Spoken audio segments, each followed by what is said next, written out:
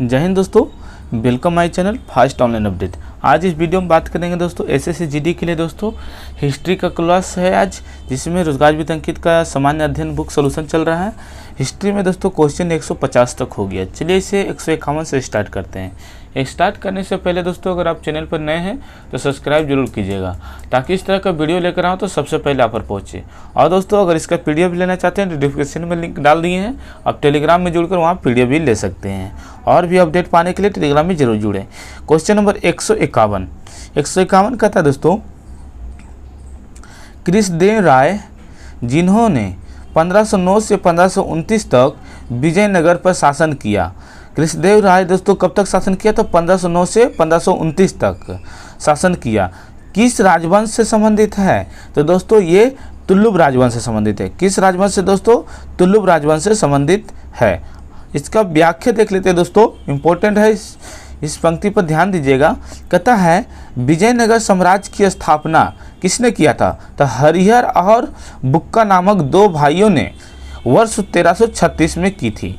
विजयनगर साम्राज्य की स्थापना हरिहर और बुक्का नामक भाइयों ने वर्ष 1336 ईस्वी में की तथा तुलुब राजवंश की स्थापना वीर नरसिंह ने की थी। कृष्णदेव राय का संबंध किस वंश से था? तो तुलुब वंश से था। यह मुगल सम्राट बाबर के समकालीन था दोस्तों। आइए क्वेश्चन नंबर 152 कहता है खालिस्तान। कहता बाबर ने पानीपत की इब्राहिम लोदी को हराया था कब? तो दोस्तों पानीपत के द्वितीय युद्ध में 1526 प्रथम युद्ध है दोस्तों। कहाँ गया ऑप्शन डी? 21 अप्रैल 1526 में दोस्तों पानीपत के प्रथम युद्ध हुआ है, जिसमें बाबर और इब्राहिम लोदी के बीच लड़ाई हुआ, जिसमें इब्राहिम लोदी हार गया था दोस्तों और बाबर जीत गया। तो ऑप्शन कौन हो जाएगा? ऑप्शन डी हो जाएगा दोस्तों। आइए इसमें व्याख्या में दिया होगा, देख लेते हैं। देखिए यहाँ पर दिया हुआ है कि पानीपत का प्रथम युद्ध अप्रैल मतलब 21 अप्रैल 1526 मुगल संस्थापक बाबर एवं दिल्ली के सुल्तान इब्राहिम लोदी के मध्य हुआ था। कहता है अब दोस्तों खानवा का युद्ध दोस्तों 17 मार्च कितना है? 17 मार्च 1527 मुगल संस्थापक बाबर एवं चित्तौड़गढ़ के राजपूत नरेश राणा सांगा के मध्य हुआ है। आगे जिसमें दोस्तों राणा सांगा विजय हुआ। क्वेश्चन अब 153 देखते हैं दोस्तों, क्या कहता है? पहले इसका व्याख्या और दिया हुआ है। चंदेरी का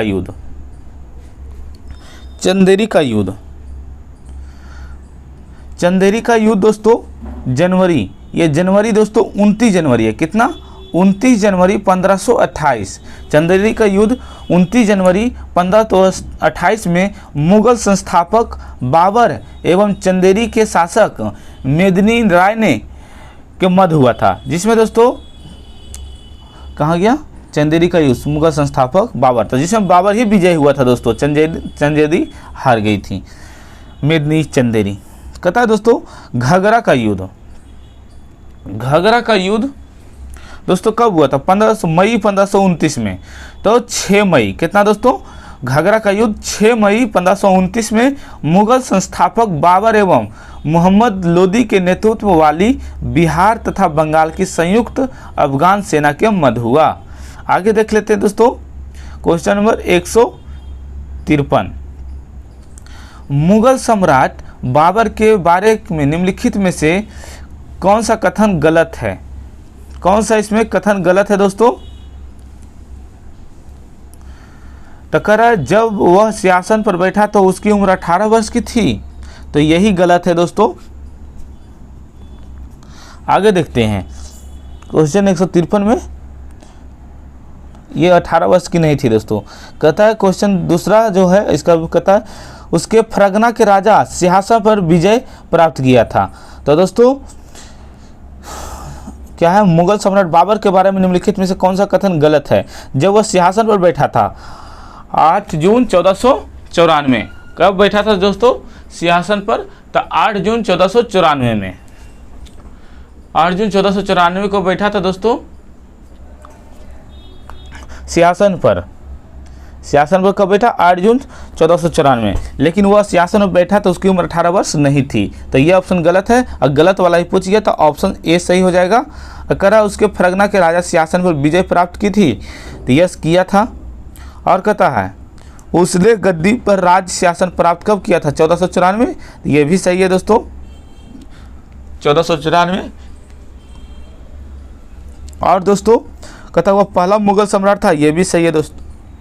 क्वेश्चन नंबर 1 इसका आंसर दे दिया है ए। आइए इसका व्याख्या देख लेते हैं बाबर के बारे में। कहता बाबर से संबंधित महत्वपूर्ण तथ्य। कहता है मुंबईयान नामक की पद शैली का जन्मदाता बाबर को माना जाता है। दोस्तों मुंबईयान नामक पद शैली किसे माना जाता है? तो बाबर को माना जाता है दोस्तों। कहता बाबर ने सर्वप्रथम किस युद्ध का नीति का प्रयोग किया था? बाबर ने सर्वप्रथम किस युद्ध नीति का प्रयोग किया था? तो तुगलकमा युद्ध नीति का प्रयोग किया था एवं तोप खाने का प्रयोग किया था दोस्तों। कहता दोस्तों बाबर ने किसकी उपाधि धारण की? तो बाबर ने कलंदर की उपाधि धारण की थी दोस्तों। और दोस्तों बाबरनामा किस भाषा में संकलित है? तो तुर्क भाषा में दोस्तों। कहता बाबर की मृत्यु कब हो गई थी? तो 16 दिसंबर 1530 में। 16 दिसंबर 1530 में दोस्तों। कहाँ हुई थी? आगरा। आगरा में दोस्तों उसका हड्डी बचा, तो उसके बाद आगरा के बाद दफनाया गया कहाँ? काबुल में।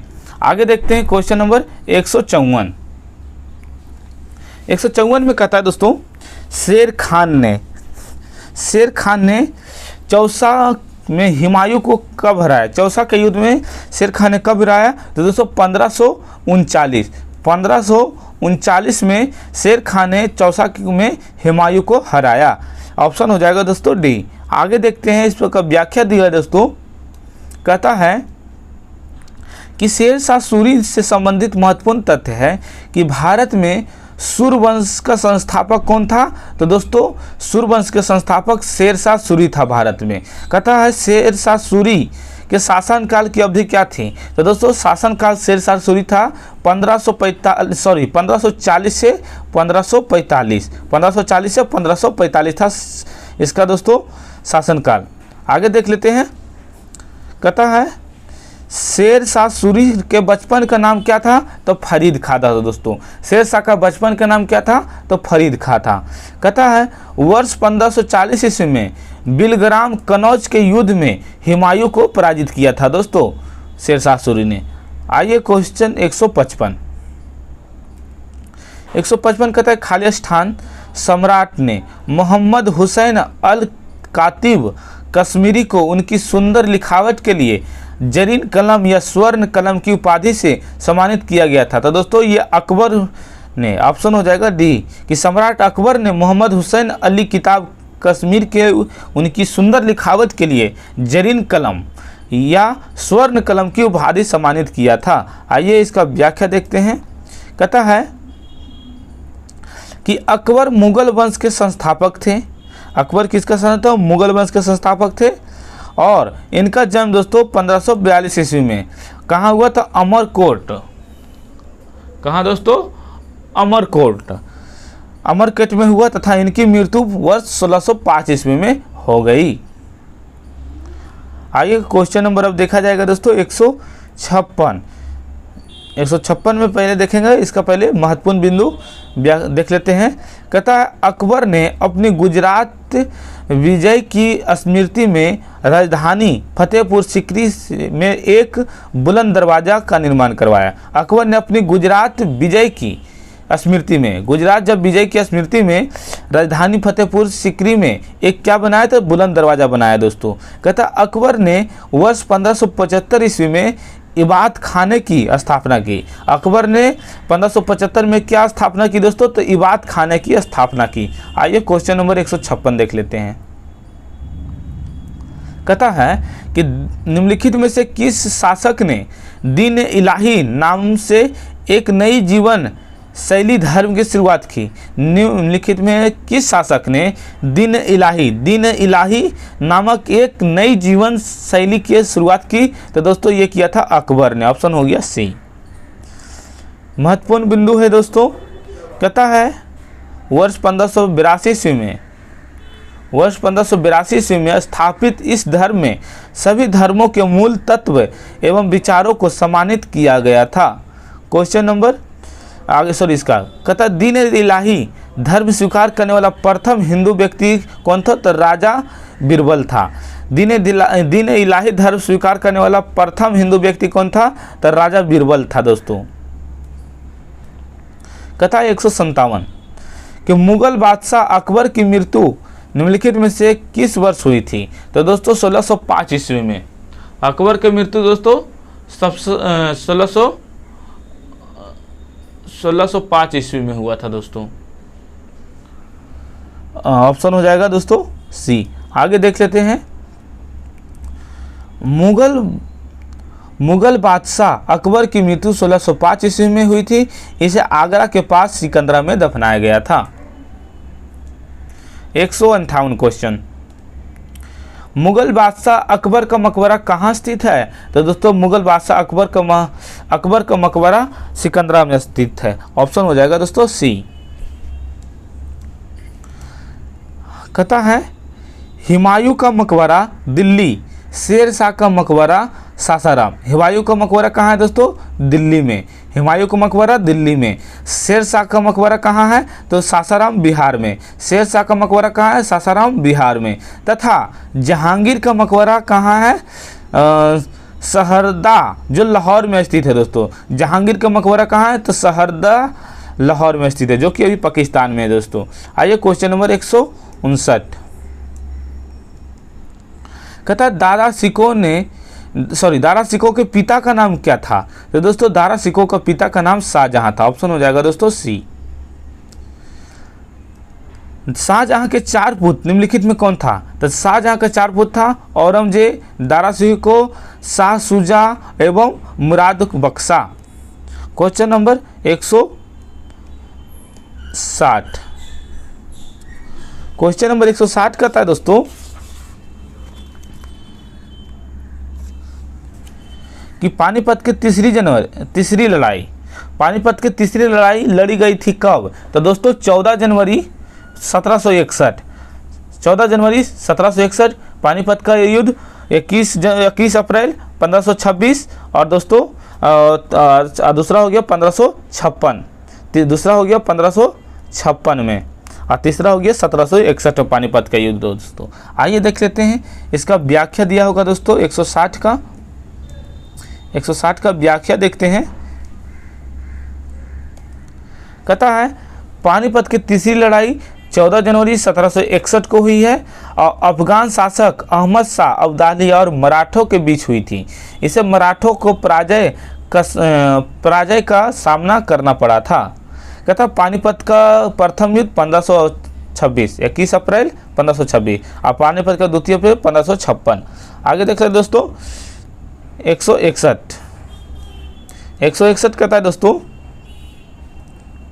कि आगरा की मोती मस्जिद किस मुगल शासक ने संबंधित है? तो दोस्तों इसका संबंधित है शाहजहां से। ऑप्शन हो जाएगा दोस्तों ए। आइए 161 का इसका महत्वपूर्ण बिंदु है। कहता है मुगल कालीन इमारतें एवं संबंधित शासक। कहता है जामा मस्जिद जो फतेहपुर सिकरी में है। जामा मस्जिद कहाँ है? फतेहपुर सिकरी। किसने बनवाया? तो अकबर ने। कहता मोती महल कहाँ है? तो दिल्ली में। मोती महल कहाँ? दिल्ली में। कहाँ है? किसने बनाया? तो दोस्तों शाहजहां। कहता दिन पनाह भवन कहाँ है? दिल्ली में। किसने बनाया? तो हुमायूं ने। कहता मोती मस्जिद कहाँ है दोस्तों? तो लाल किला के अंदर दिल्ली के में है दोस्तों। इसने किसने बनाया? तो औरंगजेब ने दोस्तों। आगे देखते हैं, कहता है दीवान ए खास कहाँ है दोस्तों? दीन ए आम एवं दीवान ए खास लाल किले के अंदर दिल्ली में। किसने बनाया? तो दोस्तों शाहजहां। क्वेश्चन नंबर दोस्तों 162 कहता है दोस्तों कि मराठा साम्राज्य के संस्थापक राजा शिवाजी को किस स्थान पर छत्रपति के खिताब से सम्मानित किया गया? तो दोस्तों रायगढ़। ऑप्शन हो जाएगा दोस्तों बी। आइए आगे देख लेते हैं व्याख्या इसका। कहता शिवाजी का राज्याभिषेक कब हुआ? तो जून 1674 में रायगढ़ के किले में हुआ था। इस अवसर पर शिवाजी ने छत्रपति की उपाधि धारण की। क्वेश्चन 163, प्लासी का युद्ध कब लड़ा गया था? 1757। ऑप्शन हो जाएगा बी, प्लासी का युद्ध 1757 में लड़ा गया था दोस्तों। कहता है, इसका महत्वपूर्ण बिंदु है, आप लोग ध्यान दीजिएगा कि प्लासी के युद्ध से संबंधित महत्वपूर्ण तथ्य। कहता प्लासी का युद्ध कब हुआ? तो जून 1757। प्लासी का युद्ध जून 1757 में रॉबर्ट क्लाइव के नेतृत्व वाली ईस्ट इंडिया कंपनी कब आया था भारत? तो 1600 में, पूरी 1600। अंग्रेजी ईस्ट इंडिया और पुर्तगाली ईस्ट इंडिया जाएगा दोस्तों 1498 में।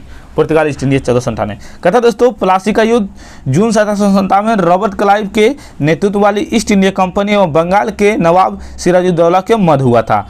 प्लासी युद्ध में अंग्रेजों की राजनीतिक शक्ति को स्थापित किया था। आइए क्वेश्चन नंबर 164। 164 में कहता है दोस्तों कि राजा मानसिंह तोमर ने खाली स्थान किस पर शासन किया था? तो दोस्तों राजा मानसिंह ने ये ग्वालियर पर शासन किया था। राजा मानसिंह तोमर ने ग्वालियर पर शासन किया था। ऑप्शन ए सही है। आगे देख लेते हैं दोस्तों, 164 के बाद इसका व्याख्या होगा। 165 के पहले देख लेते हैं।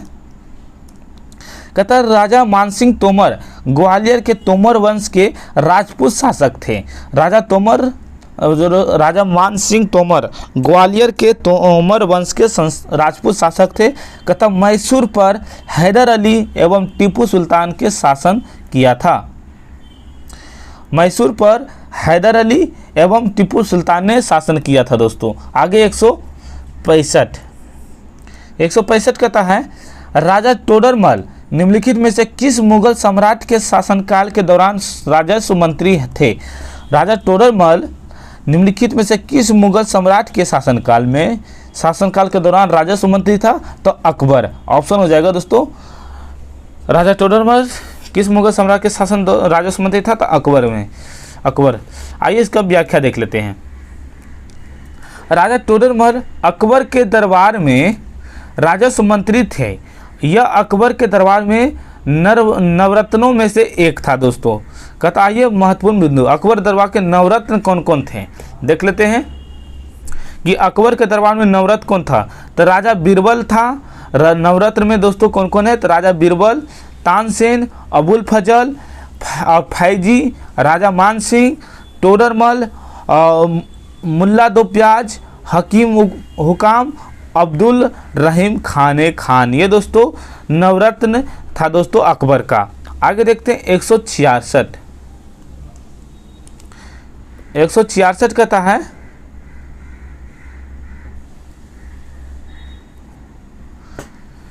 कि करनाल का युद्ध जो 1739 में फारसी बादशाह नादिर सेन ने किसे हराकर जीता था? तो दोस्तों मुगल शासक मोहम्मद शाह को हराकर जीता था। ऑप्शन हो जाएगा सी। आइए इसका व्याख्या देख लेते हैं। कहता है व्याख्या में कि फारसी शासक नादिर शाह, जिसे ईरान के नेपोलियन के नाम से भी जाना जाता था,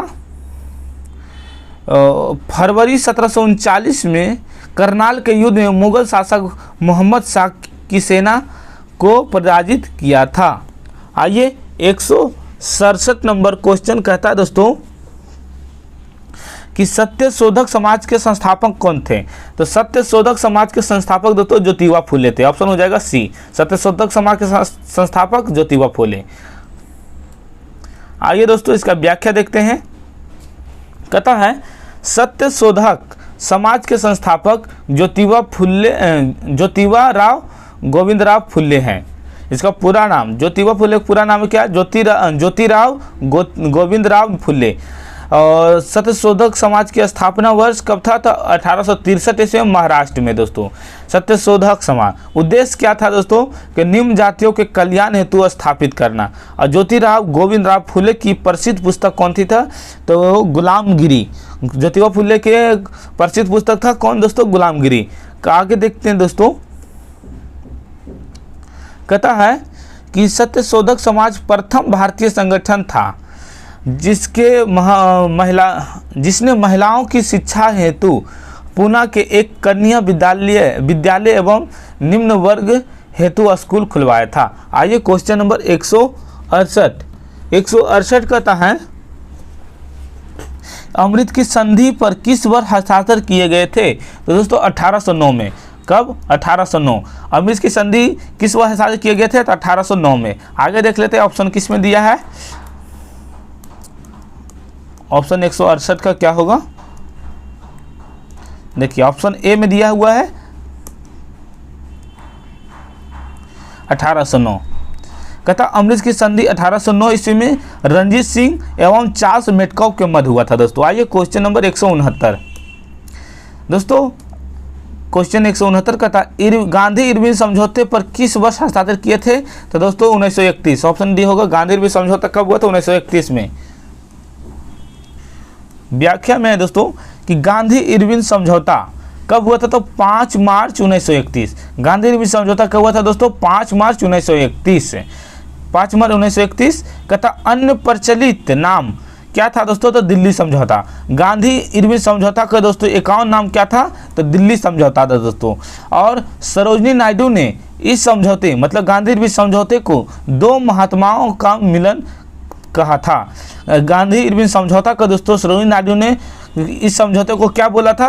तो दो महात्माओं का मिलन कहा था। दो महात्माओं का मिलन किसने कहा था दोस्तों? तो सरोजिनी नायडू ने कहा था दोस्तों। आइए क्वेश्चन नंबर 170।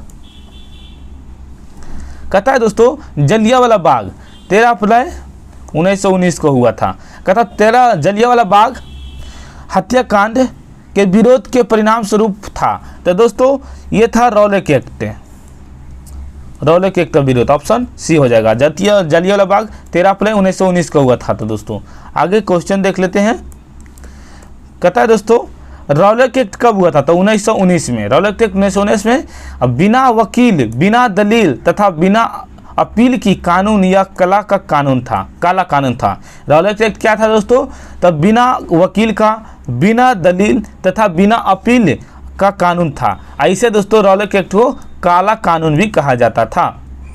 आगे देखते हैं जलियांवाला बाग हत्याकांड। जलियांवाला बाग हत्याकांड कब हुआ था? तो 13 अप्रैल 1919 को हुआ था। कहाँ हुआ था दोस्तों? तो पंजाब के अमृतसर में हुआ था। जलियांवाला बाग 13 अप्रैल 1919 में पंजाब के अमृतसर में हुआ था। आइए रेगुलेटिंग एक्ट दोस्तों विनिमय अधिनियम, जिसे विनिमय अधिनियम कहते हैं, किस वर्ष हुआ था? तो 1773 में। कहता पिट्स इंडिया एक्ट कब हुआ था? तो 1784। पिट्स इंडिया एक्ट 1784 और रेगुलेटिंग एक्ट 1773। आइए क्वेश्चन नंबर 171। कहता सरोजिनी नायडू ने किस वर्ष में भारतीय राष्ट्रीय कांग्रेस के अध्यक्ष के रूप में कार्य किया था? तो 1925। सरोजिनी नायडू ने किस वर्ष भारतीय राष्ट्रीय कांग्रेस के अध्यक्ष के रूप में कार्य किया था? तो 1925। ऑप्शन हो जाएगा डी। इसका महत्वपूर्ण बिंदु है दोस्तों। कहता है भारतीय राष्ट्रीय कांग्रेस की प्रथम महिला अध्यक्ष एनी बेसेंट। भारतीय राष्ट्रीय कांग्रेस के प्रथम महिला अध्यक्ष कौन है दोस्तों? तो एनी बेसेंट वर्ष 1917 के कलकत्ता अधिवेशन में थी दोस्तों। कहता भारतीय राष्ट्रीय कांग्रेस के प्रथम भारतीय महिला अध्यक्ष सरोजिनी नायडू। दोस्तों राष्ट्रीय कांग्रेस प्रथम अध्यक्ष एनी बेसेंट और भारतीय राष्ट्रीय कांग्रेस की प्रथम भारतीय महिला कौन है? तो दोस्तों सरोजिनी नायडू है दोस्तों। भारतीय महिला बोलेगा तो सरोजिनी नायडू। किस वर्ष? तो 1925 के कानपुर अधिवेशन में। आइए क्वेश्चन नंबर 172। 172 में क्या कहता है दोस्तों कि निम्नलिखित में से किस युद्ध की लड़ाई का संबंध मंगल पांडे की फांसी से है? तो दोस्तों ये 1857 के भारतीय विद्रोह के संबंध में। ऑप्शन हो जाएगा बी दोस्तों।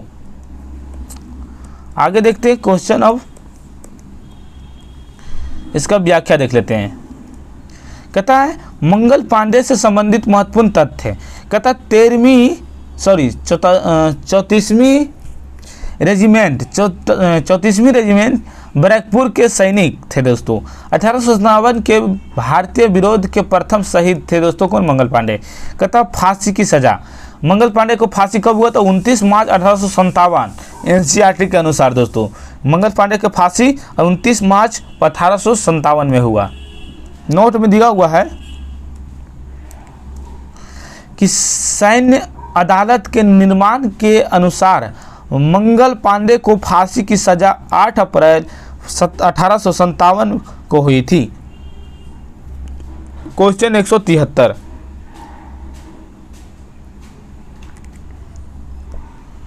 निम्नलिखित में से कौन यंग बंगाल आंदोलन से जुड़ा था? तो यंग बंगाल से जुड़ा था कौन दोस्तों? तो हेनरी डिरोजियो। यंग बंगाल से कौन जुड़ा था? तो डिरोजियो, ऑप्शन डी हो जाएगा, हेनरी डिरोजियो। आइए इसका व्याख्या देख लेते हैं। कहता वर्ष 1784 में 1784 में कलकत्ता में विलियम जोन्स ने एशियाटिक सोसाइटी ऑफ बंगाल की स्थापना की। 1784 से कलकत्ता के विलियम जोन्स ने एशियाटिक सोसाइटी ऑफ बंगाल की स्थापना की।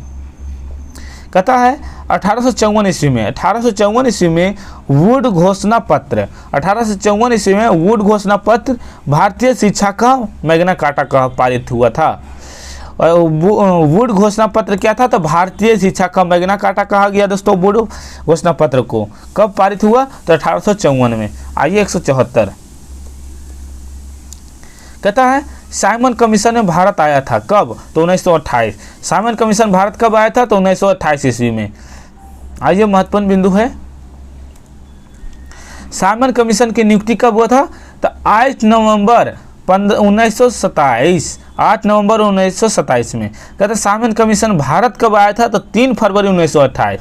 साइमन कमीशन की नियुक्ति हुआ था 8 नवंबर 1927, लेकिन साइमन कमीशन भारत आया था कब? तो 3 फरवरी 1928।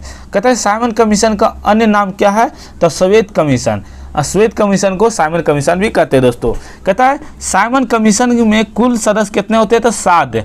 अध्यक्ष कौन था दोस्तों? तो सर जॉन साइमन। आइए 175, कहता है टीपू सुल्तान वर्ष, टीपू सुल्तान वर्ष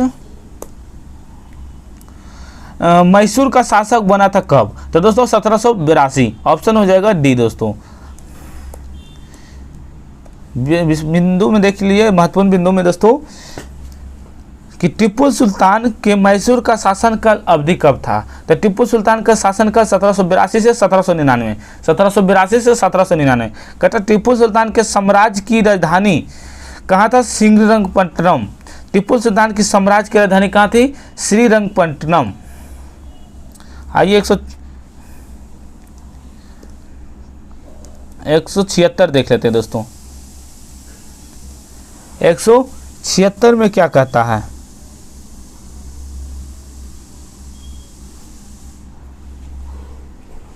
कि निम्नलिखित में से भारतीय पूर्ण जागरण के जनक के रूप में जाना जाता है और जिन्होंने बंगाल पूर्ण जागरण आंदोलन के महत्वपूर्ण भूमिका निभाई थी। तो भारतीय पूर्ण जागरण के जनक होता है दोस्तों राजा राम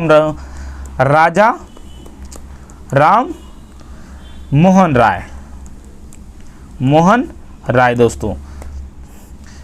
भारतीय पूर्ण जागरण के जनक राजा राम मोहन राय के रूप में जाना था और जिन्होंने बंगाल पूर्ण जागरण आंदोलन के महत्वपूर्ण भूमिका निभाई थी। आइए ऑप्शन किस में है दोस्तों? 176 का ऑप्शन ए में है राजा राम मोहन राय। आगे देख लेते हैं दोस्तों इसका महत्वपूर्ण बिंदु, राजा राम मोहन राय से संबंधित महत्वपूर्ण तथ्य। कहता आत्मीय सभा वर्ष 1815, आत्मीय सभा दोस्तों 1815 तथा ब्रज साम्राज्य 1828 को संस्थापक हुए। कहता है संवाद कौमुदी बंगाल भाषा में, संवाद कौमुदी किस भाषा में? तो बंगाल भाषा में। तथा मिरातुल अखबार किस भाषा में? तो फारसी भाषा के संस्थापक थे कौन? तो राजा राम मोहन राय। कहता है सती प्रथा वर्ष 1829, सती प्रथा 1829 प्रतिबंधित है। राजा राम मोहन राय के सहयोग द्वारा तत्कालीन बंगाल के गवर्नर जनरल विलियम बेंटिंक ने इस प्रथा को गैर कानूनी घोषित किया था। क्वेश्चन 177 कहता है दोस्तों कि महात्मा गांधी द्वारा दांडी मार्च निम्नलिखित में से किस वर्ष शुरू किया गया था? तो दोस्तों 1930 में दांडी मार्च यात्रा 1930 में शुरू किया गया था। इसका बिंदु महत्वपूर्ण है। कहता है दांडी मार्च यात्रा वर्ष 1930 में। असहयोग आंदोलन दोस्तों कब हुआ था? 1920 से 22 तक चला था। ऑप्शन में 1920 ही आता है दोस्तों। असहयोग आंदोलन कब हुआ था? 1920 डायरेक्ट मारिएगा। आगे देखते हैं अगस्त प्रस्ताव कब हुआ था?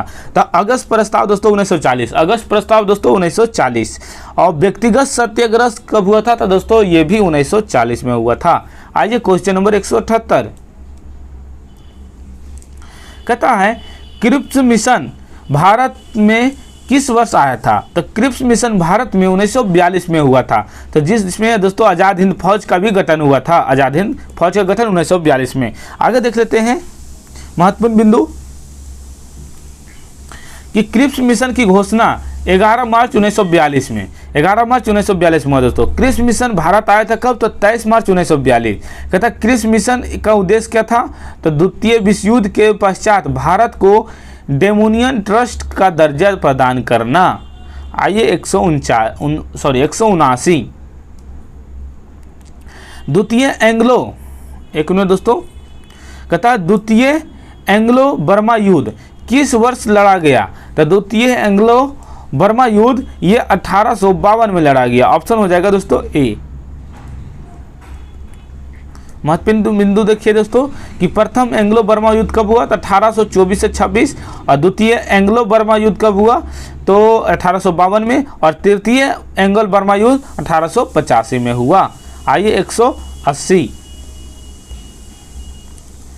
क्वेश्चन नंबर 180 कहता है दोस्तों निम्नलिखित में से कौन नाइटिंगेल ऑफ इंडिया के नाम से लोकप्रिय है? Nightingale of India Sarojini Naidu. Option हो जाएगा दोस्तों ए। क्वेश्चन 181 कहता है दोस्तों इसका व्याख्या में कि सरोजिनी नायडू ने से संबंधित अन्य प्रमुख तथ्य कि भारत के किसी राज्य में प्रथम महिला राज्यपाल कौन था? भारत के किसी राज्य की प्रथम महिला राज्यपाल होगी। और नाइटिंगेल ऑफ इंडिया भारत कोकिला उपनाम से प्रसिद्ध कौन है? सरोजिनी नायडू। और दोस्तों प्रत्येक वर्ष 13 फरवरी को सरोजिनी नायडू की जयंती की राष्ट्रीय महिला दिवस के रूप में मनाया जाता है। दोस्तों राष्ट्रीय महिला दिवस कब मनाया था? तो 13 फरवरी। राष्ट्रीय महिला दिवस 13 फरवरी किसके थीम में? तो सरोजिनी नायडू के जयंती पर। और दोस्तों अंतर्राष्ट्रीय पूछेगा अंतर्राष्ट्रीय महिला दिवस तो 8 मार्च हो जाएगा दोस्तों। आगे देखते हैं 181 कि समाज सुधारक राजा राम मोहन राय भारत में किस सामाजिक धार्मिक सुधार आंदोलन से संबंधित है? तो दोस्तों ब्रह्म समाज। ऑप्शन हो जाएगा डी। आर्य समाज स्थापना वर्ष 1875। आर्य समाज 1875 स्वामी दयानंद सरस्वती संस्थापक है। आर्य समाज दोस्तों स्थापना वर्ष कब हुआ? तो 1875 में। किसने किया था? स्वामी दयानंद सरस्वती ने। कहता थियोसॉफिकल सोसाइटी स्थापना वर्ष 1875। जो मैडम हेलेना पेट्रोवेना ब्लातवस्की तथा कर्नल हेनरी अस्टली ऑकलाइट संस्थापक थे। ऑलकॉल्ट संस्थापक थे दोस्तों। 182 कहता बारदौली सत्याग्रह निम्नलिखित में से किस वर्ष हुआ था? तो बारदौली सत्याग्रह 1988 में हुआ था। ऑप्शन ए हो जाएगा दोस्तों। आगे देखते हैं महत्वपूर्ण बिंदु में कि चोरी चोरा कांड कब हुआ था? 1922 में। और कानपुर षड्यंत्र केस कब हुआ था? तो 1924 में। हिंदू रिपब्लिकेशन एसोसिएशन का गठन कब हुआ था? हिंदू रिपब्लिकेशन एसोसिएशन का गठन 1924 में हुआ था। कहता सार्डन्स की हत्या कब हुआ था? तो 1928 में। कहता दोस्तों हिंदुस्तान सोशलिस्ट रिपब्लिक एसोसिएशन का गठन कब हुआ था? 1928 में। आइए दोस्तों 183 क्वेश्चन नंबर 183 कहता है दोस्तों कि जलियांवाला बाग हत्याकांड को जानकारी मिलने पर किसने अपनी नाइटहुड की उपाधि त्याग दी थी? तो रविन्द्रनाथ टैगोर ने। ऑप्शन हो जाएगा दोस्तों ए। आइए देखते हैं क्वेश्चन नंबर 100, इसका पहले व्याख्या देख लेते हैं। कहता है जलियांवाला बाग हत्याकांड के विरोध में रविन्द्रनाथ टैगोर ने अपनी नाइटहुड तथा महात्मा गांधी ने केसर हिंद की उपाधि त्याग दी थी। क्वेश्चन नंबर 184 का था दोस्तों कि निम्नलिखित में से किसने 1893 में शिकागो में विश्व धर्म संसद को संबोधित किया था? तो ये किया था स्वामी विवेकानंद दोस्तों। कौन? स्वामी विवेकानंद। आइए ऑप्शन किस में देख लेते हैं। यह ऑप्शन है दोस्तों, ऑप्शन ए स्वामी विवेकानंद। आइए व्याख्या देख लेते हैं इसका।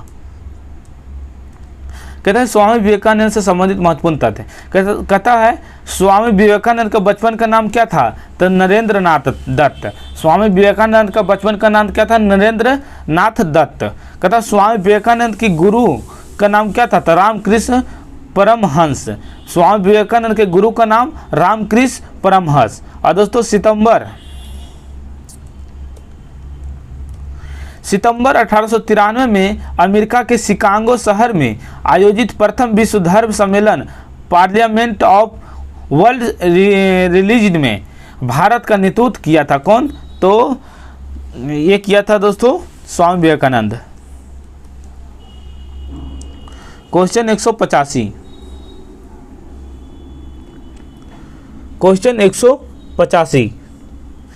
कि 8 अप्रैल 185 में कहता 8 अप्रैल 1929 को भगत सिंह और बीके दत्त ने खालिस्तान बम फेंका था। जैसे कि उनके पत्रक में बताया गया था, घटना का उद्देश्य हत्या करना नहीं बल्कि बहरों को सुनना था। तो दोस्तों विक्रम दत्त ने बम कहाँ फेंका था? तो सेंट्रल लेजिस्लेटिव असेंबली में। कहाँ फेंका था? ऑप्शन डी हो जाएगा, central legislative assembly, option D. कहता है दोस्तों सेंट्रल लेजिस्लेटिव असेंबली बम कांड 8 अप्रैल 1929 हिंदुस्तान सोशलिस्ट रिपब्लिकन एसोसिएशन के 2 सदस्य भगत सिंह और बुकटेश्वर दत्त ने केंद्रीय विधानसभा दिल्ली में ट्रेड डिप्यूट बल तथा सेफ्टी बल पर बहस के दौरान बम फेंका था। आइए 186 भारत के तत्कालीन वायसराय 1876 से 80 में शासित लॉर्ड लिट्टन द्वारा प्रस्तावित इस अधिनियम के उद्देश्य स्थानीय प्रेम को ब्रिटिश नीतियों के आलोचना व्यक्त करने से रोकना था। विश्व रूप से उस विरोध को जो दूसरे खालिस्तान 1878 से 80 की शुरुआत के साथ बढ़ गया था। तो दोस्तों ये बढ़ गया था आंग्ल अफगान युद्ध। कहाँ है आंग्ल अफगान युद्ध? ऑप्शन डी में। व्याख्या में दोस्तों प्रथम आंग्ल अफगान युद्ध की अवधि कब थी? 1839 से 1842। और दोस्तों द्वितीय आंग्ल अफगान युद्ध की अवधि 1878 से 80। और वायसराय लिट्टन से संबंधित महत्वपूर्ण तथ्य देखते हैं दोस्तों, नीचे दिया हुआ है।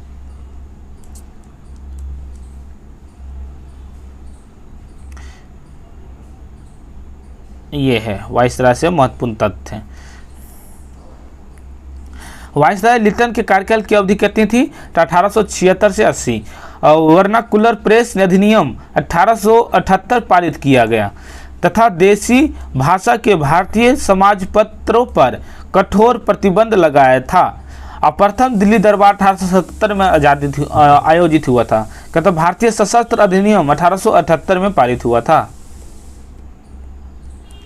क्वेश्चन 187 कहता 1919 में रॉलेट एक्ट ने ब्रिटिश औपनिवेशिक सरकार को भारतीयों को बिना मुकदमा चलाए गिरफ्तार करने और हिरासत में लेने की शक्ति प्रदान की। उस समय भारत का ब्रिटिश वायसराय निम्नलिखित में से कौन था? तो दोस्तों उस समय था लॉर्ड चेम्सफोर्ड। ऑप्शन कहाँ है? लॉर्ड चेम्सफोर्ड, ऑप्शन डी हो जाएगा दोस्तों। आइए आगे देखते हैं। कहता है वायसराय चेम्सफोर्ड के संबंधित महत्वपूर्ण तथ्य। वायसराय चेम्सफोर्ड के कार्यकाल की अवधि 1916 से 21। और इसका है दोस्तों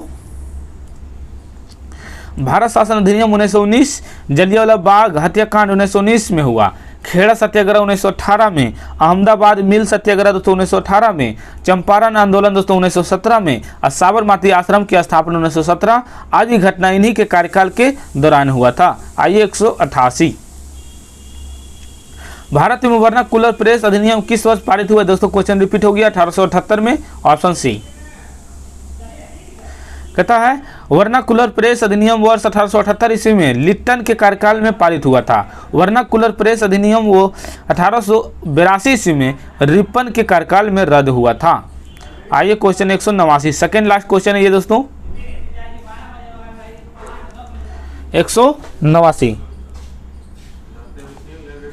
निम्नलिखित में से कौन सा अधिनियम राजनीतिक कैदियों को बिना मुकदमा चलाए 2 साल तक हिरासत में रखने की अनुमति देता है? तो दोस्तों ये देता है रॉलेट एक्ट। ऑप्शन हो जाएगा दोस्तों बी, रॉलेट एक्ट होगी। आइए 190, क्वेश्चन लास्ट है दोस्तों 190, निम्नलिखित समाज सुधारक में से किसने आत्मसम्मान आंदोलन शुरू किया था? तो ये किया था दोस्तों पेरियार। ऑप्शन हो जाएगा दोस्तों ए। आइए इसका बिंदु देख लेते हैं, महत्व बिंदु। कथा महत्वपूर्ण बिंदु में दोस्तों कि 1920 के दशक के आसपास ईबी स्वामी नायर उर्फ पेरियार के दक्षिण भारत में आत्मसम्मान आंदोलन की शुरुआत की थी। क्वेश्चन नंबर 191 दोस्तों, आप लोग कमेंट में आंसर दीजिएगा क्या होगा। अगर वीडियो अच्छा लगे तो लाइक सब्सक्राइब शेयर जरूर कीजिएगा। अगर इसका पीडीएफ लेना चाहते हैं तो डिस्क्रिप्शन में लिंक डाल दिए, आप टेलीग्राम में जुड़कर इसका पीडीएफ ले सकते हैं। और वीडियो अच्छा लगे दोस्तों शेयर करना ना भूलें। जय हिंद।